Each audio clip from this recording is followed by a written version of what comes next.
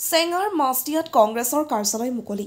বৰপেটা জিলাৰ চেঙা বিধানসভা সমষ্টিৰ অন্তৰ্গত ৯৮ নং মাছদিয়া গাঁও পঞ্চায়তৰ অন্তৰ্গত মাছদিয়াত শনিবাৰে সন্ধিয়া ভাৰতীয় জাতীয় কংগ্ৰেছ দলৰ পঞ্চায়তৰ অধীনৰ মুখ্য নিৰ্বাচনী কাৰ্যালয়টো আনুষ্ঠানিকভাৱে মুকলি কৰে। কাৰ্যালয়টো আনুষ্ঠানিকভাৱে মুকলি কৰে গমাফুলবাৰী ব্লক কংগ্ৰেছ কমিটিৰ সভাপতি মিৰ্জানুৰ ৰহমানে। কাৰ্যালয় মুকলি উপলক্ষত এখন নিৰ্বাচনী সভাও অনুষ্ঠিত হয়। মণ্ডল কংগ্ৰেছৰ সভাপতি চিৰাজ আলীৰ সভাপতিত্বত অনুষ্ঠিত নিৰ্বাচনী সভাখনৰ উদ্দেশ্য ব্যাখ্যা কৰে কংগ্ৰেছ নেতা মইদুল ইছলামে।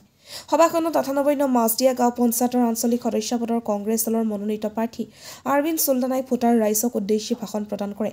ৰাইজৰ সমস্যাসমূহ সমাধান কৰাৰ স্বাৰ্থত বিপুল ভোটেৰে জয়যুক্ত কৰিবলৈও ৰাইজলৈ আহ্বান জনাইছে আঞ্চলিক পঞ্চায়তৰ সদস্য পদৰ প্ৰাৰ্থী আৰবিন চুলতানাই। ইয়াৰ উপৰিও ১৯ নং হৰিপুৰ জিলা পৰিষদৰ সদস্য পদৰ কংগ্ৰেছ দলৰ মনোনীত প্ৰাৰ্থী আবু বাকাৰ ছিদ্দিকেও ভাষণ প্ৰদান কৰে।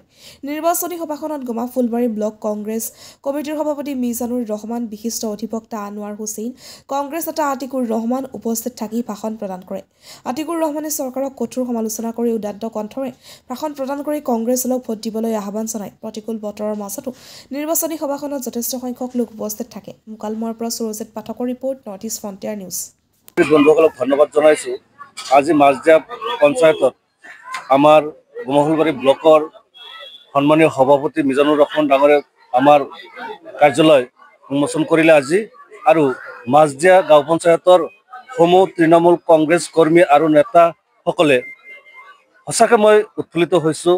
সকলোৱে স্বতঃস্ফূৰ্তভাৱে ওলাই আহিছে।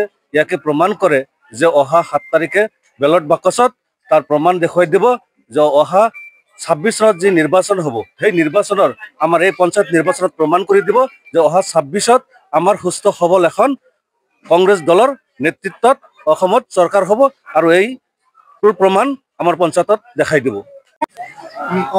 আজি হৰিপুৰ জিলা পৰিষদৰ অন্তৰ্গত ৫৮ নম্বৰ মাছদিয়া জিপিৰ কাৰ্যালয় আজি উদ্বোধন কৰা হ'ল। আৰু এই উদ্বোধনী অনুষ্ঠানত আপোনালোকে দেখাই পাইছে বৰষুণ বতাহক নেওচি হাজাৰ মানুহ উপস্থিত হৈছে।